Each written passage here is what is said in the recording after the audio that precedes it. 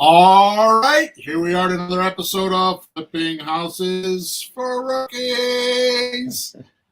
You would think after 319 episodes that would get old, but it doesn't. Here we are again, Peter, you and I. That's right. You and I. For better, for worse, thick and thin. Death do us part. Jesus. He's teasing me, folks, because I always tell him he's like my second wife, my male wife. Not that I'm like that, but I should probably have said that. Anyways. No, you can say whatever you damn well please. It's enough of that. You can have your damn opinion. Podcast number 320. Here is the title of this podcast. Do you dare be rich with creative real estate deals? Are you doing this? That's the title. Oh, are you doing this? So here is the description. All too often, we convince ourselves that massive success requires massive action. Whether it is losing weight, building a business, or just looking for a good real estate transaction to do. We put too much pressure on ourselves to make some earth-shattering improvement that everyone will notice and talk about. Or make you feel fulfilled, even happy. But what if I told you this attitude is like shooting yourself in the foot and causing you to bleed to death when it comes to creative real estate? Here's another thought. What if you could make one simple mind change or mindset? Think about it. Is it possible you could be rich from creative real estate in a year from now? Then, get a load of this. In the next 60 minutes, I plan to guide you through some simple exercises that can walk you from the pits to the ritz. Now, naturally, you need to do the work. But what if the work became a whole lot simpler, easier, and way more fun? Think that would be different? And that's just for starters. Knowing this stuff is what made me buy millions of dollars of real estate recently. And now I'm going to share it with you. Ta-da! You know, every other sentence I was going to go like, yeah, that was me this morning. But I restrained myself to let you get through your description. But that's quite real, my friend. That's quite real. True. I actually said to myself, calm down. It'll be fine. Don't worry about all the little details. Just talk to Bill. We'll do the next thing. We'll be fine. Relax. Not a big deal. It's only money. It's only houses. It's only your life. Don't get excited. Okay. So first of all, before I even get started with my housekeeping type stuff, I'm going to do something a little bit strange. So I am extremely proud of my children, as most fathers should be. But this podcast I'm going to dedicate to my oldest daughter, Jessie. She's not in real estate these days, which is okay with me. I mean, she's a big girl. She could do what she wants. But she's a new executive with a pretty high-powered job. And I'm proud of her for the simple fact of, for probably 10 years, I watched her climb the ladder of success, you know, and she's college degreed. Very much so. In fact, she's talking about going to get a PhD recently, which is interesting. So she took a different path than I did, right? And sometimes it's hard to give her advice because I have not experienced some of the things she has experienced. But what I'm going to talk about today, as soon as we're done with this recording, I'm going to send her the link because I, for some reason, as a dad, think this will help her in life, in her job, as a new executive. So this is not so much just for creative real estate. I have kind of twisted it to creative real estate because, as we all know, in my world, I have a one-track mind, and it always comes back to creative real estate. All conversations, all roads, all things that happen in Bill's world comes back to creative real estate. And probably rightly so. I just freaking love it. So there you go. All right. So Jesse, I hope you enjoy. The housekeeping things. Thank you for being here. We record this episode or every episode about 9:30ish a.m. Eastern Standard Time on Thursday mornings. We live stream to Facebook, Twitter, and YouTube. Most people will watch us on Twitter or YouTube. If you have any questions, if you want to be part of the show, you can go to YouTube or you can go to Facebook. Just type in Flipping Houses for Rookies and we'll be there. I have a big screen in front of me, so if you ask a question, we'll be able to answer it. Try to keep questions to the podcast because we only have a certain amount of time and I have a whole agenda while we're here. Otherwise, you can go to flippinghousesforrookies.com. Top right-hand side, there's a support ticket there. You can also go to WhatsApp Messenger and type in Let's Talk Real Estate, and we have a whole group there where you can ask questions. So there's plenty of support from mostly from me. There's not many of, I mean, I have a team, but lately with the training and stuff, it's just myself, and then Peter's there, and my other partner, Sean, will help sometimes too. So that's it. Also, there is a link in the chat that will help you with today's topic. There's a really cool link there. So I'm sorry, I keep saying the chat. The link in the description of wherever you're watching us or hearing us, whether it's a podcast or on one of the live streams, there's a link there so you can get some help. Okay? So we just don't leave you hanging today and tell you all this good stuff.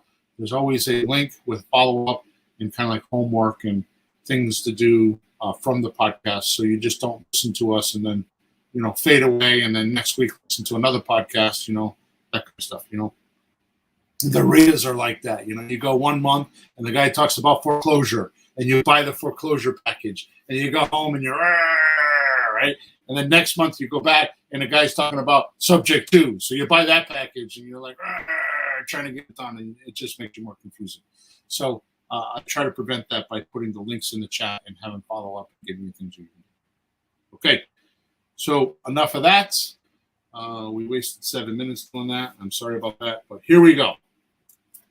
So what if I told you focusing on goals killed my business and crashed my income in a frightening degree? In fact, not only did it crash everything, but I was staring at losing it all. Almost doesn't make sense because people talk so much about how important goals are. You have to have goals. But that's not the be all and end all, is it? Yeah, well, I'm too intense. When I focus on a goal, I start blowing shit up, man, because I'm just too intense. And I have to reel it in. So, but that's not what I'm here to talk about. I'm talking about me and being intense. Here's what I learned. Prevailing wisdom claims that the best way to achieve what you want in life is to set a specific actionable goals. It doesn't have to be a specific. It could be just specific actionable goals. Mm-hmm. I even went as far as changing changing these goals to adjust, like making them lesser, which by the way is a famous thing with goal making is you make a goal that you can achieve, that you can achieve. You don't make it stretchingly realistic. Like, you want to read 50 pages in a book, that you could read 50 pages. Well, make it 75. Yeah. You want to lose 20 pounds and you've done it in the past. Well, don't make it 20 pounds, make it 30 or 35. Mm-hmm. You want to go to the gym 3 times a week. You could do it 3 times a week. Well, tell yourself you should do 5. Make your goals stretchingly realistic. Right? Yeah. I think there's a real reason, very practical reason for that. When you plan on doing something, you never plan on things coming against it, countering your activities and getting in the way. So if you plan for 10, stuff will get in the way, you'll get 5 done. So you probably need to plan 20. Stuff gets in the way. You might manage the 10. So just very, very practically, if you don't push a little ahead, you'll get pushed back a few. So yeah, that's a good point. I wasn't even thinking of that because Grant Cardone has a book called 10X Rule. It's on my table. It's on my kitchen table. Yeah. That's what he talks about, right? Yeah. So I even went as far as like chanting these affirmations several times a day, putting them on mirrors. I can't do that. I don't like every event. Oh, I like myself and I'm beautiful. I just can't do those. So what happened when you tried it? What happened? So I put them on mirrors, and I even went as far as I put them on the ceiling above my bed, right? So I wake up in the morning and I'd see them. I go to bed at night, I would see them. I've done all this stuff. Sticky notes on my computers, right? All this kind of crazy stuff. Yeah. But for some reason, when I did all this, my statistics would crash. Oh, that doesn't even make sense. Very often, steep declines cause me to even dabble with depression. Well. And live in a dangerous environment. Now, I'm being extremely personal right now. I don't have to do this. I'm being vulnerable right now. Because this is true. And you've been with me through those times. Right? And unfortunately, and I'm not anybody special, there's a lot of people like me. When you have a personality like I do, which is not a small personality, right? I don't like to do things alone. I'm not introverted. I'm definitely out there. I definitely like to swing. I like to take chances. I do all kinds of crazy stuff. My friends at the church say I'm a pirate in a bomb, right? In a good way. In a good way. Yeah, and I'm always swinging. I'm always out there. I'm always doing new stuff. I'm not worried about doing, and that's my personality. But there's a downside to that. Because as much good as I can do, when my mind flips around and I get into that little bit of depression and I don't feel good about myself, or I don't think I'm doing the right thing, I pull in just as big of bad things as I do good things. So when it flips around, I have to be careful with what I think of or how I think, because I influence so many people. And I'm not saying this to brag. I'm not saying this is just, it took me years to come to terms with this, that this is who I really am, because I was always like, nah, that's not me. That was Joe that did that, or that was, Gail that did that, or that was, somebody else that did that, right? And it took me a lot of counseling and a lot of confront to realize that's just who I am, right? And there you go. And not everybody is like that. I thought everybody had these gifts and these not even gifts, but these personality traits, and they were just buried somewhere. We could just pull them out and use them whenever we wanted to. So my point in being that way, and it is a bit arrogant, and I'm sorry if I'm being boastful, but it's just, if you know me, these are things that are being told to me. They're not even my own realizations, to be honest with you, because it took me a while to come around and say, why does everybody say that about me? You know what I mean? Yeah.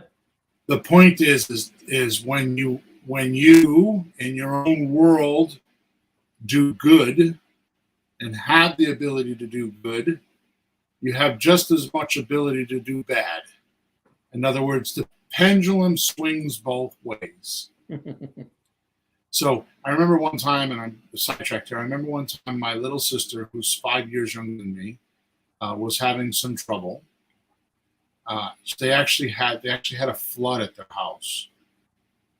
They lived next to a creek, like literally a creek. There was no bigger than like 2 feet wide, right? And we had horrible weather, and they lived in a little valley in the bottom of a small hill. And anyways, it flooded. Yeah. And I said to her, I said, sister, when something that bad happens, you should be excited, because something that big is going to come along that's good. Because that's the way the universe works. Right? Remember one time I was with I married my first wife, and we went on our honeymoon. We were in California for 3 weeks. and came back at 2 o'clock or 3 o'clock in the morning to enter our apartment to find out it had burned. Jeez. At 2 o'clock or 3 o'clock in the morning, they left us a note because they couldn't reach us. They left us a note on the door. So we ended up, I don't remember what we did. We stayed wherever. I think we went to a hotel or whatever. But in both cases, like with my sister and myself, what happened was we ended up getting like insurance money. Where we lived was a one-bedroom. I owned a gas station, so it was behind the gas stations where we lived. It was a one-bedroom apartment, and we took the insurance money, and because my father-in-law at the time and myself were very handy, we turned it into a two-bedroom apartment.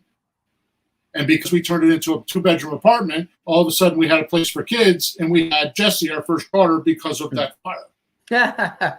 Seriously, that's what happened. Because of that fire, my wife was like, it's time for us to have kids because now we have a bedroom. Wow. So we made a bedroom for her and decorated it for her, and then we had her, and that started everything, right? It's crazy. Same thing with my sister. She had this whole flood, and they ended up renovating, and they ended up with a whole downstairs finished room, and they later sold the house, and they made like $35,000. Where they wouldn't have done that had they not done that. So the pendulum swings both ways. I sidetracked there. I'm sorry, but I think you get the idea, right? No, that's important though, because stuff like that happens all the time. Right. The short story, your student who bought her first house in like Danbury area where there was a tornado 5 hours after she bought it. That's right. Right? That's right. She's freaking out. And you go, don't worry about it. The insurance will pay for it. It gave her so much money. She made like 20,000, 30,000 extra from the insurance money for the repairs that she was doing anyways, right? She got $80,000 for the damage, and she ended up. I mean, she made that much more in profit because they put a new roof on it. They did all this extra work that they weren't planning on doing. That they didn't need, and it brought them way more money. So yeah. So don't over freak out. So naturally, this is a little bit weird to me, and it creates this quandary in my mind because everybody talks about goals, and I need to completely ignore goals because when I do use goals and I'm intense on them and I'm like trying to put them in, right, I would crash. Right? And I knew I needed goals to get where I wanted to go. I mean, I read so much stuff, about all these different studies, about how people write their goals down in college, and 10 years later they have these empires, and so I just figured it was me. Yet again, I'm being told I'm a freak, and I'm like, okay, so I'm just kind of like living with this, never really talking about it because I wasn't sure that it was 100% correct. So I just figured it was a quirk in my personality, right? And believe me, I got a list of those. I definitely have quirks in my personality, right? I mean, I can tell you this one quirk in my personality that I will gladly share. Yeah. I don't know even how to even say this, but when I come up with an idea, the more people that tell me that it won't work and it's wrong, the more I want to do it. And later on, Dan Kennedy's a marketing guru, taught me that the more you go against the herd, the better off you'll be. And my daughter Emma worked for me, my youngest daughter, and I remember for a long time when she was dead set against doing something, I knew I had it right. If my wife was dead set against doing something, I knew I had it right. If my mother was dead set against me doing something, I knew I was spot on. And I would just buck the herd, and I would go for it, and it would have amazing results. So just a point there, right? I mean, that's a quirk in my personality. At one point, Peter, I even thought, because I had such strong goals and intention for those goals, that I was being needy or generating this thing called too much must have on my outcome. I must have it. I must have it. I must have it. I know in my earlier days, I blew up a lot of deals, which I teach now, like don't be needy, which is really hard with my coaching clients because everybody, when they get into real estate, you brought this up to surface, everybody that gets in real estate wants to do it because of the money. Right? Yeah. And I could tell you that's good to do a deal or two, but I could also tell you if you're going to make a living out of it and you're going to consistently make income, doing it for the money is the wrong thing. It's you might as well just put a gun to your head and put 3 bullets in a six chamber revolver and just keep pulling the trigger, and eventually those 3 bullets will show up. Right? What do they call that? Russian roulette, right? Yeah. I think it only takes 1 bullet. Yeah, but I'm just saying that you might get one of the empty chambers and get away with it for a little while, but it's not going to stay that way forever. My point is that you have to like it. You have to want to help people. You have to want to help people that can't sell their house normally. You have to want to help people that normally can't buy a house. There has to be some passion there. And if you don't have passion for it, you're not going to make it. It's just a core thing, which is not why I'm here today. But I only learned this because I'm telling you what I'm going through right now is some of my own stories, which is not why people come to this podcast, is to listen about my life. But I'm going to get to the point now. You'll see in a few minutes how this is all going to tie together. Right? Mm-hmm. So, and if I have these troubles, I am sure that others do too. Oh, hell yeah. And just like dealing with sellers, right? The more you chase them, the faster they run. This was causing what I call a roller coaster in my life and with my income. Ups and then downs, and then ups and then downs. Right? Sure. And I couldn't see it. I was confused and sort of apathetic about this whole process of making goals. Until I learned this. Here it comes. Goals are good for setting a direction. Mm-hmm. But systems or habits are best for making progress. See, what I noticed is when I was crashed, I would, when I was like down and out, I was like, these goals aren't working, and I just got frustrated. And you've been with me several times when I've done this. I remember one time we were sitting in my office, and I had a phone, and we had all these magic systems on how we're like, all this automation on how we're taking messages, and you were like, let's just make some phone calls. You came to my office and just like, let's make some phone calls. You did that, right? And you're like, we just sat down, and there's a bunch of messages on my machine I didn't even know I had because I wasn't checking my messages. I was expecting the VA to do it. It was all over there. And we answered like I don't know, 5 or 6 messages. We were just talking about this on the last podcast. Yeah, we answered 5 or 6 messages. And some guy was like, well, I called you a week ago. Well, it ended up being a 3-family house that we bought. We managed for what, a year or two? How long did we have that? Year and a half. How long? Year and a half. And then we sold it, and how much did we make? 80 grand, I think? 90 grand. Yeah. 90. Okay. This was one of those times where I was just crashed, and it's like, we've got to do something. Right? So I noticed when I was crashed, I would just go back to basics and do what I used to do when I first started real estate. Not even creative real estate, just started real estate. Like Ron LeGrand days, 20 years ago. Like, go back to the books, actually pull the books out and like look at them. Oh, yeah, I forgot about that. I don't do that anymore. Oh, yeah, we used to do that all the time. And we would blah, blah, blah, blah, blah. Right? And I would tell you all these stories like, oh, yeah, well, we've done this and we've done that. And you'd say to me, well, how come you stopped, Bill? And I often would say, Pete, I don't know. Right? So basically what I would do is I would bypass everything I was doing, right? When I was desperate. When I was desperate, I would just start bypassing everything, right?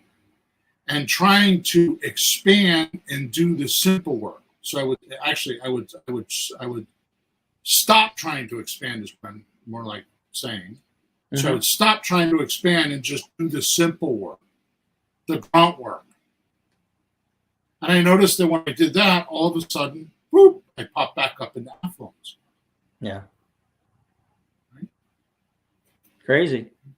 Then I read a book by James Clear called Atomic Habits. To only find out I was missing a few pieces in my process. Really? And today, I would like to share them with you and our listeners. And my daughter, Jessie. So far we have goals are not the end all. They're okay, but you have to have the system, the habits to follow through. That's what we have so far, right? So the goals, think of it this way. You could do this in so many different arenas, but the goals are the compass.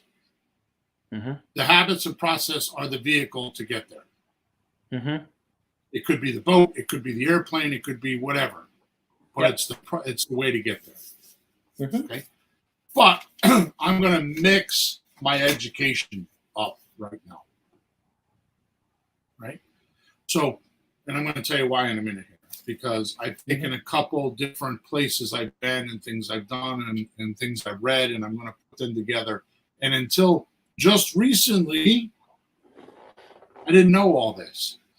And I had like this skeleton in my closet, like, Bill, you better not do goals. That's why we don't talk about it a lot here. I do it the first of the year because everybody's talking about goals, and I say goals are for losers. Those are my. That's why, because I feel like a loser when I use goals. So the first thing that James Clear taught me is improve by 1%. He says 1% a day. Even though it isn't usually like notable, like something you notice or noticeable, it is always extremely meaningful. Yeah. Now, here's an important factor to me. Right, before I go on to that, because I'm going to switch gears here in a minute. So let's say that you make one phone call a week to a seller. It's not enough to make a living. Nope. But now all of a sudden you make 2 phone calls a week. Yep. You get up to 5, which is 1 a day. Right? And I've been doing in the Let's Talk Real Estate WhatsApp group. I do, like last night I did it. I did it for an hour and 40 minutes. I post in there, hey, I'm going to make some closing calls, live closing calls tonight at 4 p.m. Eastern Standard Time. If you want, you can join me. So I had a dozen or 15 people on this call. And what I do is they come onto a Zoom. I give them my personal Zoom link. And I go into my software, which it used to be REI Reply and is now going to Creative REI Reply because I'm not partners in that business. And we have a whole system, Creative REI Reply, that gives you leads and has a bunch of checklists and everything that the best of my stuff is all there now, right? So the point, which by the way, you can go to creativereireply.com if you're interested, right? So the point is this.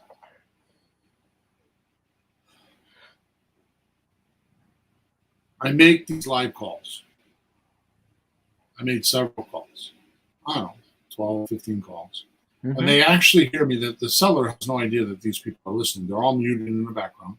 And they're listening. First of all, they're watching me work. So how I go through my system and find these leads and what I do and the little bit of research I do before the calls and all that kind of stuff. Right. So if it's something you think you want to do, just go to WhatsApp, Messenger, get into Let's Talk Real Estate, and I post it there. I was doing them 2 or 3 times a week for about a month or 2 when I was in Florida. Because I was able to do that. But nowadays I do it, once every couple of weeks, every 2, 3 weeks. I don't do this often. Well, I make the calls more often, but I don't have everybody there. But what I was saying to people on this call is this really as hard as you thought it was? That's one thing that you used to tell me, my acquisition managers tell me, even Jesse, when she was like training with me, like the first thing, I take you on my first call with me, we sit in the house, and the first thing you say is, wow, it wasn't as hard as I thought. And it was way more casual than I ever thought it would be. It's like you're talking to people. See, I think when rookies look at this business, they think of other professionals in the business. So what's that? It's a realtor. It's a lawyer. It's a banker. How do these people? Financial planner. Yeah, all those guys, insurance people. How did these people talk? First, they're dressed up in suits and dresses and fancy. They're at big desks with signs, and you're like 10 feet away, and they're talking down their nose at you because they have all the power and you have to do what they say. And they're very professional and impersonal, and they don't care about you. They're just like, here's what it is, take it or leave it. And there you are at the kitchen table talking to them as if they were a person and as if you were. Who knew? And it's always shocking. I've been in the cars and, doing calls and having somebody call back and they listen. It's crazy. It's like people helping people. And every phone call doesn't result in a product. You're looking for the right person. So you just talk to them until you find the right guy. And then you move from there. So here's the magic of any success. Mm-hmm. This is my core staple. Be yourself, be honest. Gee, Mr. Seller, I never heard of that. You know what? Let me go find out and call you back. Yeah. Just be yourself and be honest. Mr. Prospect, I really need to make this deal because I haven't made a deal yet. Would you help me make this deal? Would you help me put this together? I need to learn how to do this. And I've done that in the beginning. I need to learn how to do this. So if you're willing to work with me, I'll make sure there's benefit to you. Yeah. Right? Here's the interesting thing to me that's really odd. Mm-hmm. Including yourself did this. You come to me and say, hey, Bill, let's partner. Mm-hmm. I'll do all the legwork. I'll do all this. I'll do all of that. And we'll split the deal. I'll do all the work. So my first response to you is, well, what do I need you for? I already know how to do all the work. I don't need anybody to do the legwork. I have it all under control. I know how to do it. Mm-hmm. Right? So what are you going to do for me? Mm-hmm. It's because it's a lot of work for me to teach you how to do this. Right? Right. It's a lot of what we call developed traffic, extra traffic for me, because now I gotta make sure that you're not doing something stupid, you're not doing something wrong, you're not doing something behind my back, you don't have some other intention that I have and blow my deal up. I have all these things I not worry about, but I have concerns about if you're part of the deal.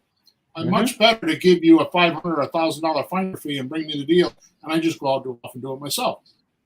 It's much harder to teach you how to do it when you're in my deal, because now not only do I have to educate the seller, but I have to educate you, and it's just twice as much work for me. That's right. Now here's the interesting thing, right? This is what makes me like, this is weird, because you're willing to do that with me. Like you're willing to put in that time and you're willing to be vulnerable and you're willing to do all that. Why don't you just go find a seller and do that with them? Be willing to go through it and learn with them. Because here's the misnomer. If you have a motivated seller, they'll do anything you want. You can't mess it up. So if you have experience with, you're thinking in your mind right now, you're listening to us and you think in your mind, oh, the seller wouldn't do that. You had a suspect. You had a seller that was not motivated to do the deal the way you wanted to do the deal. Mm-hmm. And that's why you lost the deal. It's not because you messed up. It's because they were not motivated enough. Right? That's right. A good gauge of that is when they're calling you, you're not calling them. Mm-hmm. When they're chasing you and you're not chasing them. Mm-hmm. And like I said, the harder you chase a suspect, the harder you chase a prospect, the faster they run, they turn into a suspect. Okay. Yep. So let's move on now, because the next thing that's an important factor to me is in Dan Sullivan and Ben Hardy's book called The Gap and the Game, which is an amazing book. They spoke about someone like me, who's a serial entrepreneur, by the way. I found out when I was 35 or 40 that I wasn't a weirdo. I was just a serial entrepreneur. Mm-hmm. I had short circuits on just like running my own business, right? So let's do a little drill here. So what they said was, suppose you had 3 circles, right? It's a picture in their book, 3 circles. Yeah. There's one on top, one below it, and one below that. So they're stacked on top of one another. Okay. Okay. The top one is what your ideal scene is, or as they call it, the ideal. Mm-hmm. So the top one is the ideal scene. Let's call it the goal. Right. That's what you want. Right. It's where you're heading. That's where you want to go. That's what your intentions are. Destination. That's a good one. Very good. The middle one, right? The next one down is what you have achieved. What you have done. On this particular step or just in general? In general. In general. Okay. Below that one, the lowest one is where you start. Mm-hmm. So if you were to start at the bottom, you start here, you move up to the next circle, it's what you achieved, and then you move up to the next circle, it's your ideal scene. Okay. Kind of like where you want to go, your goal or your destination. That's a great word, destination. Mm-hmm. Okay. Now, he goes through, he goes through plenty of pages, I think chapters, because I have to go back and read it every once in a while, because I'm going to tell you, this is my ruin. This is what ruins me every single time. So I'm being vulnerable here, and I'm talking to you, and I'm talking to my daughter, so you can throw this back at me when I'm giving you a hard time. What I was doing is I'd be in the middle circle. I know I started it, so you don't. Once you get into start, you come out of start and you start doing things. You don't hardly ever go back there. Mm-hmm. So I'm in the achievement circle, right? And here's what I'm doing: is I'm looking up at the goals. I'm looking up at my destination or my ideal scene. Mm-hmm. And I'm measuring my achievement based on those goals, which I don't have. Mm. Now, here's the amazing thing is, you ever go to the beach, which I know you have, Mm-hmm. and you stand at the edge of the water in the sand, and you look out at that horizon? Yeah. If you were to get on a boat and start heading for that horizon, would you ever get there? No, it's like tomorrow never comes. It's like the horizon keeps moving, right? Yep.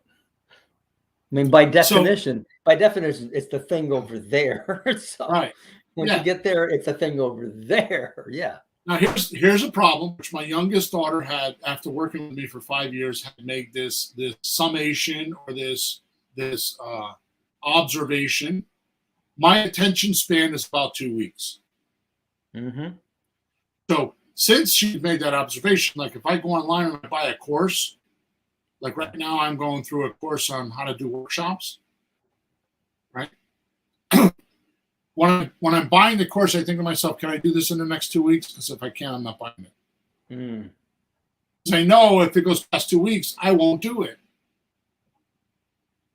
Right? Now, I don't mean that I need to complete it in 2 weeks. I mean, at least I'll get going and get more interested in it so I can postpone it for another 2 more weeks. Okay. Right? You have a renewal factor built in. I have to remember that. Yeah, exactly. I'll have to ask you for renewals. It's like you and I with foreclosure. You know, I'm off doing something else, and you're still doing foreclosure. Well, what happened? Outside of my 2 weeks, I didn't do enough. Mm-hmm. So now you're doing it, and I'm not. Mm-hmm. Right? So now watch this. So you're in the achieve circle, and you're looking up at your destination. and you're measuring yourself against that destination or the lack thereof.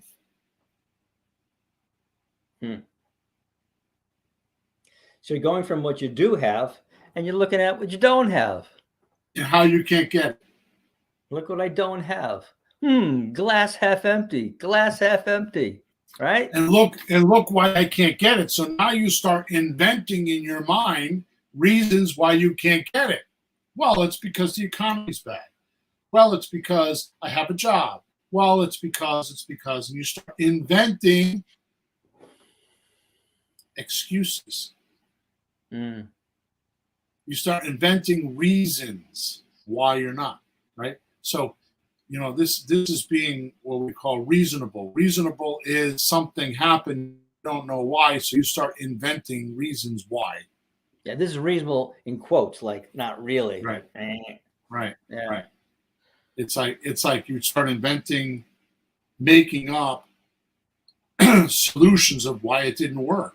But you're just making them up. You're filling in the vacuum, filling in the hole, filling in the reasons that you really don't know. Oh, by the way, does this depress you? Yes, because your horizon is constantly moving. You can't hit it. You can't row fast enough. You can't get a speedboat to go fast enough to get across that ocean to the horizon. Yep. Bill, I just thought of a Facebook post I saw. It's a very big rock, like 10-foot rock, like a boulder in somebody's front yard. And there's a dog running around it. He goes, and a duck chasing him. I swear to God. The dog goes halfway around, running fast, stops, looks back, duck's coming, and then runs around the other half, turns around, duck's coming. It waits for the duck to get near and it runs away from the duck. The poor duck is always like, can't get the dog, can't get the dog. He's going around this, and it goes on for 2, and I shut it off. I mean, you just you can't get the horizon, you can't get the dog, you can't make your goal. Oh, man. Exactly.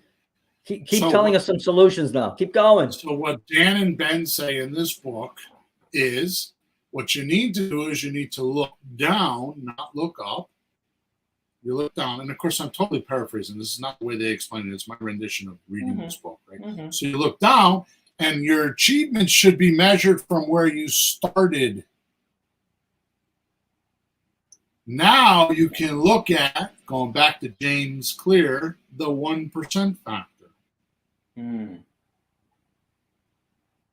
Now, I was doing this for a while and I stopped. When I lay down at night, I would say to myself 3 things that I was glad that happened today.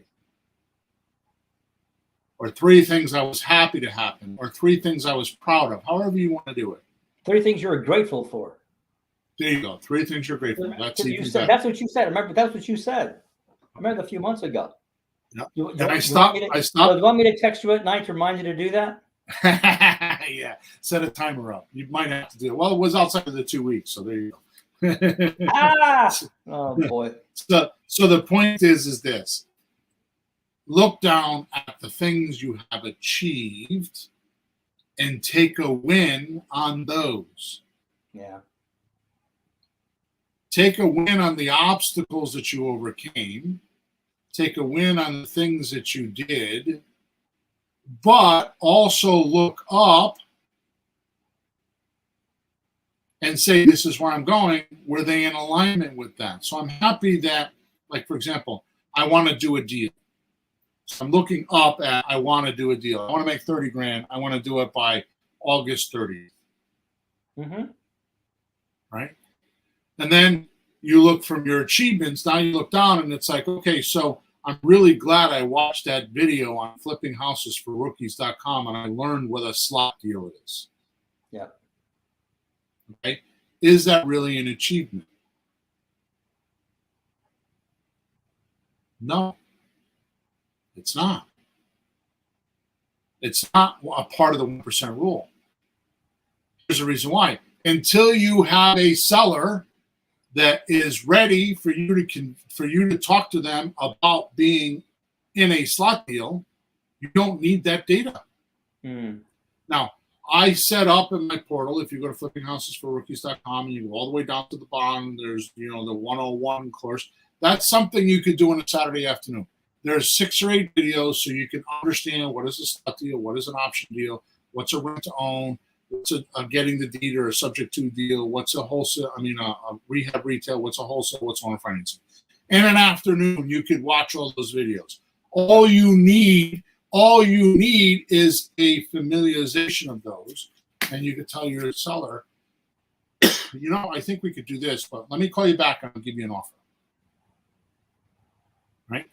Now, here's the thing that you should do. Here's the thing you should look at as an achievement. I went on flippinghousesforrookies.com and I went into free stuff, or in that course I was just telling you about and the extra bonuses. There's a document called Lease Option Fully Explained. It's a 5-page document. You print that document and you handwrite it 10 times. You read that document into your cell phone, into a recording device on your cell phone, on your smartphone. You read it in that document and you listen to it 15 or 20 times. This is something you could do over the course of 3 or 4 days, a week at the most. Mm-hmm. You'll brainwash yourself in what to tell the seller. You will brainwash yourself in what to say on the phone. So you never have to worry about ever again, what do I say to the seller? And get rid of that fear. That's an achievement. That's a major achievement to you getting 30 grand. Yeah, that takes that block away from worrying what to say, which would keep you from making the phone call in the first place. Right. So by doing this, looking up instead of looking down. Or looking down instead of looking up? Oh, well, go ahead. Yeah, okay. So instead of looking up, you're looking down. Yeah. Right? Mm. It stopped me from making the right rational decisions and being happy. I was never happy. Always grouchy. Always, you ask me how you doing? I was measuring the wrong thing.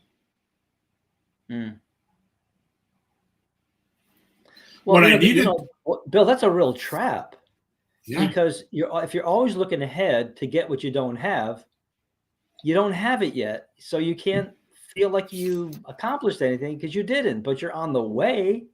It sounds a lot like when we talk about in some of the podcasts about the formula for happiness. You have a goal, and it's not achieving the goal. It's overcoming one obstacle on the way. You feel better if you get over one thing that's stopping you. You'll feel like, oh, I did something. Exactly. And you're getting you one step closer. Every step, 1%, 1%, 1%. I accomplished that. I'm getting there. That's why it makes you happy, because you got something done. You'll never achieve the whole thing, because as soon as you do, you're looking at what don't I have next? Why do you think that saying is, how do you eat an elephant? One bite at a time. Yeah. Right?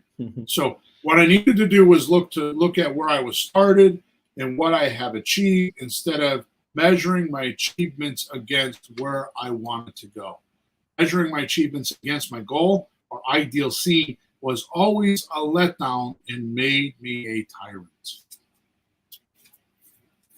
And led me to never being satisfied and consistently seeking the next thing. We sit down at my desk after selling a 3-family house, write myself a check for $38,000. Mm-hmm. You're all excited. I'm like, Like, what do you mean? Well, $35,000 isn't going to retire me. And I would invalidate that win. I would say, okay, where are we going to do this again next month or next week? Yeah.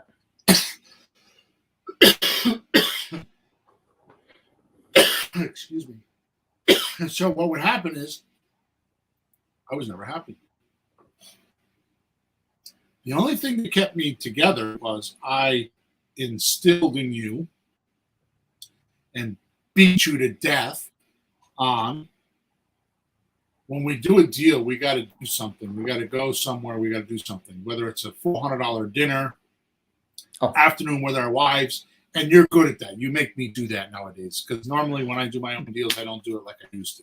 I used to do it with my kids. I would do a deal and we'd go somewhere and do something. They didn't know what we were doing, but it was my celebration for doing it. Mm-hmm.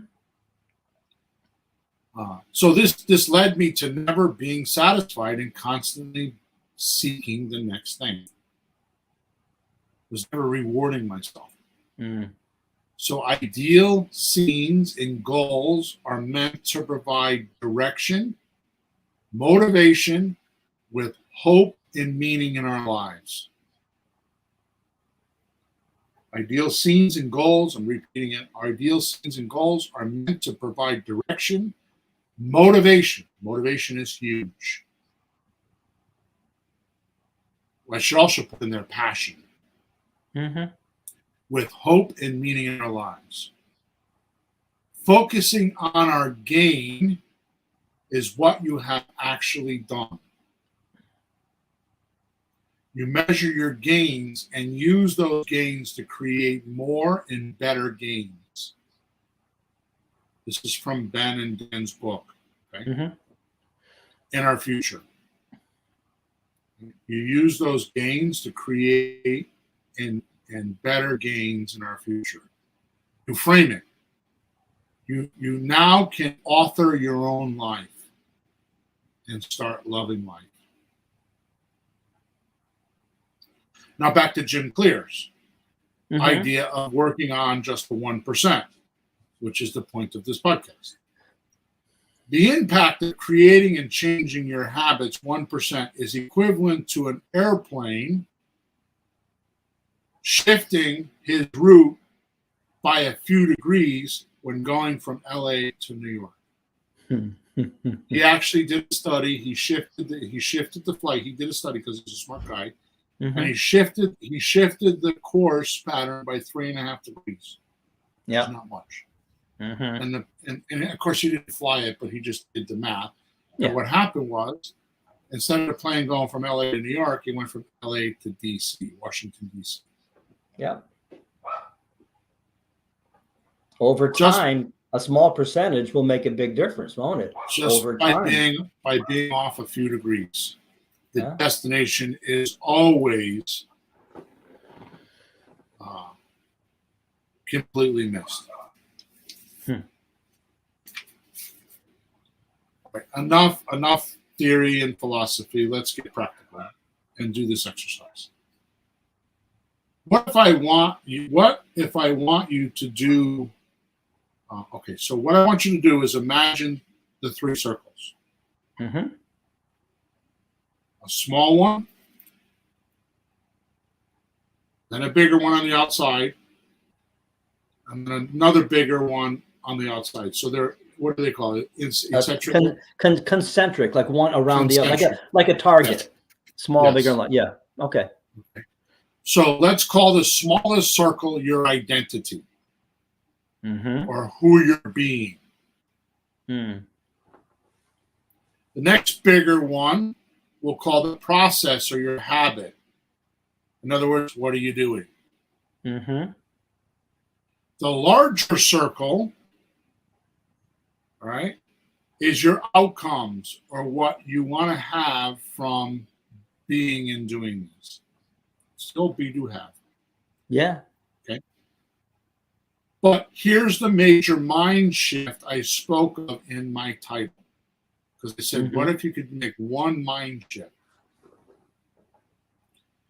If you focus on outcomes, in other words, what you want to have, or what you get first, we're trying to change the wrong thing, which means we change our habits or our 1% the wrong way.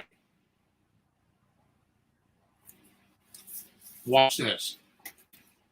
Many people, like I said, begin the process of changing the habits by focusing on what they want to have. This leads to outcome habits and often do not stick around very long, much like a New Year's resolution. They're not changing. So let me stop reading. So you have these circles, outer, smaller, inner, right? If you change what you want to have first, the arrow or the direction goes having this, doing this, being this. You're trying to change having this first, and you're working towards the inside. It's shallow. It's materialistic. Okay. So what happens is, so instead of working from the outside circle of outcome towards the inside circle of identity, do it backwards. Work on identity and work on your way out from there to the outcome. Let's use an example that Jim uses in his book. Mm-hmm. Imagine two people resisting a cigarette when offered a smoke. Yep. The first person says, "No thanks, I'm trying to quit." That's the person that's on outside working their way in. Mm-hmm. It sounds like a reasonable response, but the person still believes they are a smoker who is trying something else. A smoker trying not to be a smoker. Right. They are hoping their behavior will change while carrying around the same beliefs. The second person declines a smoke by saying, "No thanks, I'm not a smoker." It's a small difference. But this statement signals a shift, 1%, in identity or beingness. Smoking was part of their former life, but not their current one.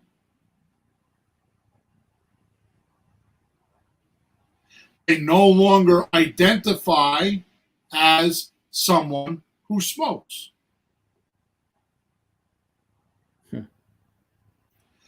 Like the first example, they never shift the way they look at themselves. And they don't realize that their old identity can sabotage their new plans to change.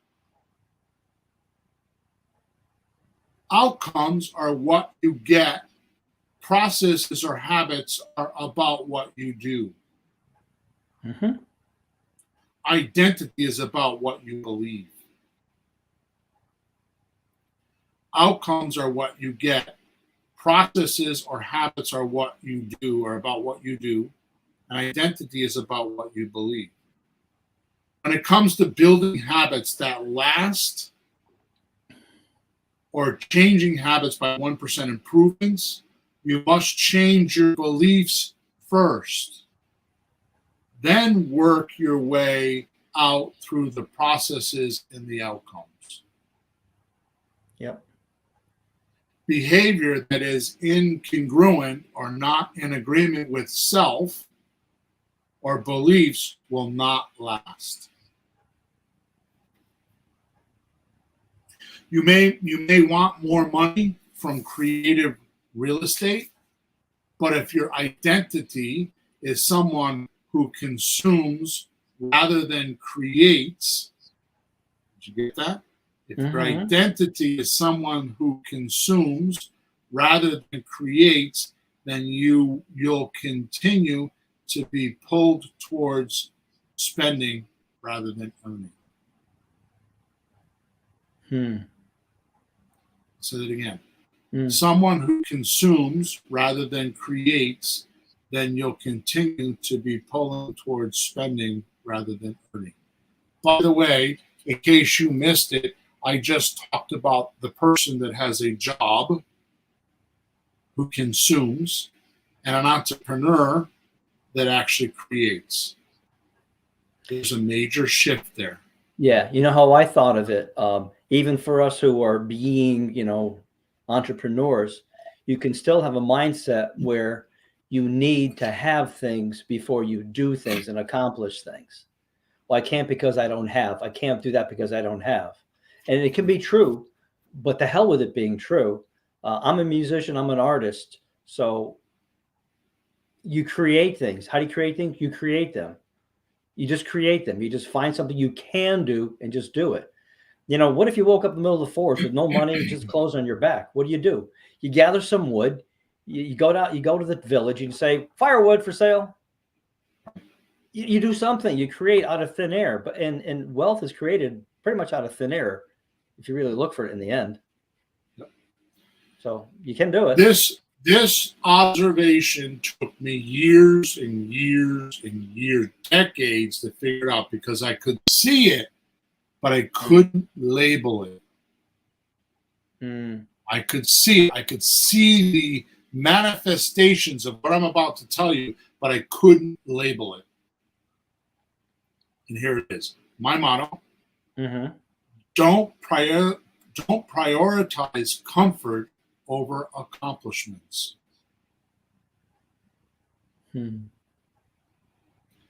This way, you will start to change your habits little by little. So I have relatives, which I will remain unnameless, and they all they're trying to do is get through their week so they can get to the weekend and have comfort. They want to go out for dinner. They want to have parties. They want, and it's like this resentfulness that they have to work Monday through Friday so that they can get to the comfort. They prioritize the comfort over the accomplishments. Where with me, people say you work a lot. Well, no, I don't work a day in my life.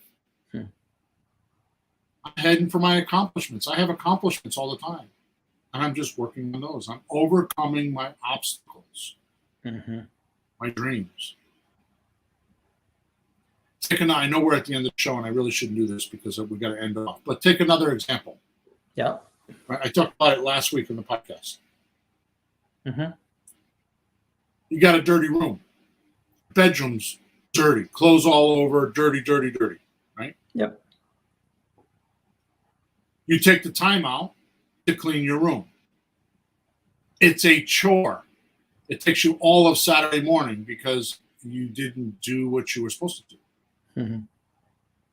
So it's, there's tea cups and coffee cups and food wrappers, and it's disgusting. We've all been there, right? If you do what I'm saying and you change your identity or your core beliefs, what you could say is, actually, I'm a neat person.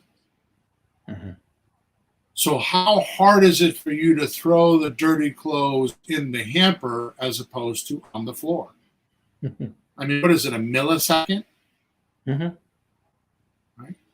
I go through this with my wife with doing dishes. I don't have time to do the dishes. And then I've actually done it dozens and dozens of times. I'll actually time myself to do the dishes. And literally, most of the time, it takes me less than 3 minutes to do a sink full of dishes. Yep. And if you have one or two plates, it literally takes like 30 seconds or 45 seconds to complete the cycle of action. I've seen this too in people, and I think it's not the time it takes. They just feel that there's this horrible effort. But they use the excuse, I don't have time, but it's the effort. Oh, it's too much to do. And it isn't. Just do it. Because they're prioritizing comfort over accomplishment. Yeah. The sad thing is that people think, oh, I like having fun. We go have fun. But I think you and I know that doesn't bring happiness. It's fun, but it doesn't bring happiness. The next day you don't go, wow, look what I did yesterday. I went to a movie. Oh, big deal. But if you said, wow, I bought a house yesterday. Oh my God, that's a big deal. Or let's just make it simple. Let's just make it simple what you just said. You do the dishes. You wake up the next morning and you say, wow, I am a clean person. Look, everything's clean. It's not dirty. Yep. Because you did the dishes, or you threw your dirty laundry in the waste basket, in the hamper basket instead of on the floor. Yeah, but when you wake up in the morning, you wake up to some beauty and something nice instead of filth and disgusting. So don't you make yourself happy because, oh, this is nice. Look what I did. Look good for me. I mean, it's a good start. Exactly. Then you can go to movies and have fun. Then you can have fun and really deserve it, right? Exactly. Yeah. You reward yourself. Exactly. Picnic on Sunday. Exactly. I did, because you changed your beingness, your identity first. Yeah. And you said, I am, and you become. Now you start doing the I am things. All right. By the way, if somebody says, well, how can I change what I am? Decide. Exactly. You are what you are because you decided one day. You don't remember it maybe, but it's the easiest thing to do in the world is to change your mind. Just change it. Right. All right, we'll go off on a Yeah. whole new podcast on this. All right, so I wanna beat the drum here and end off on a very positive note that I will never, ever, ever not stop repeating, because I knew this, but I told it to you and you were like dazzled by it. So I decided that this is part of our mantra. Okay. Okay, so we're gonna beat the drum and believe what Zig Ziglar once said. Mm-hmm. You can have everything you want in life if you will help enough people get what they want. So let me just read it. And though this may sound like a cute little saying, I suggest you look at it as your identity. Instead of being a rookie not knowing how to do creative real estate, change your identity. Setting your habits to help sellers. So you could say, I'm a real estate entrepreneur that will help sellers get what they want and will definitely get what, let me read this again. So you're going to help sellers get what they want. Mm-hmm. You're going to help buyers get what they want. And you're going to get the quickest, cheapest education in feeling great about yourself and making fun while you're doing it. Mm-hmm. Because you change your identity. I'm someone that helps sellers. Right? I'm better than realtors because I study more. I have more tools in my pocket than a realtor. I care more about realtors. Remember, realtors have a code of ethics they have to live by, and one of their number one codes are you can't reveal motivation of the client. Mm. So how much are they really helping?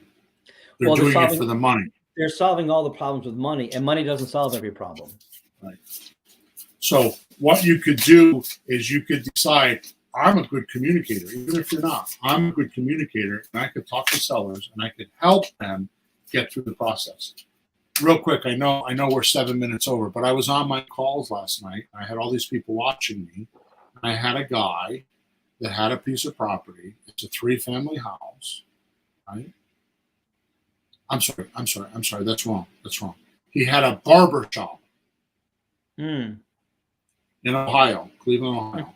Yeah. He's no longer being the barber. And what happened was he was renting chairs, and when he left and retired, it became like a strange place. Like the guys that were renting chairs from there, all of a sudden they were open at night. They had girls in there. They were kind of having some parties, things. So he shut it down. Right now, here's my point, and we're going to end. Here's my point. He's telling me he wants $70,000 for this property, which is like really good, right? Okay. I have a guy on the calls that's from Cleveland. He says it wasn't a very good neighborhood, but I'm not worried about that. Here's what I did. He's telling me that this morning, meaning yesterday morning, he has a girl that owns a sign shop and she wants to do a deal with him. But he wants all cash. He wants $70,000. She wants to do a land contract with him because her husband died and she's getting insurance money. Yeah.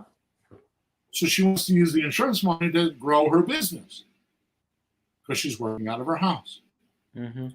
So I said to him, I said, well, why wouldn't you do that? He goes, no. I said, well, wait a minute. Why wouldn't you tell her that if she wants to do a land contract, which is monthly payments, you'll sell it to her for, you'll let her do it for 6 months, but she got to pay $80,000. And if she wants to do it for a year, she's got to pay $85,000 or $90,000. Mm-hmm. Oh, I never thought of that.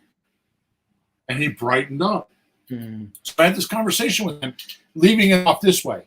I said to him, I'll tell you what, I'm not going to even try to buy your house because this girl is highly motivated, it sounds like. She should buy it. She's got a perfect use for it. It's the right person to sell it to.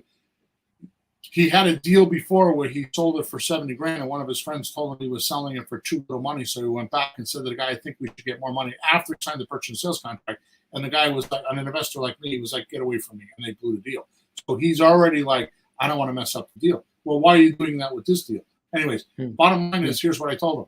Listen, if you make a deal with this girl, I'll charge you 1 month's rent, and I'll do all the paperwork for you so you guys can put the transaction together. Why would I do that? Because my identity is I help people with real estate using my knowledge, little or a lot. And I started that way 21 plus years ago. And because I have the attitude that I'm going to help somebody, if I don't know what it is, I need to go learn it so I can go back and help them, because I tell them, I don't know, I'm going to go figure it out. And it forces me to go get an education because I have a deal and I'm going to make money with it.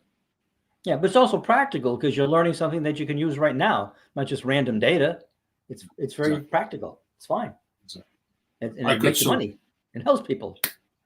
Jesse, I hope you enjoyed the podcast today. I hope this helps you with your career. I hope this helps all my rookies. Peter, I know this will help you because I could see you in front of me and it looked like you responded well. Make sure you go in the description of this podcast, wherever you're watching it or listening to it. There's a link in there that will help you with all these ideas and these habits and what you should do and what you shouldn't do. There's actually habits that you should follow that I have followed, so you can go get them because they're in that link.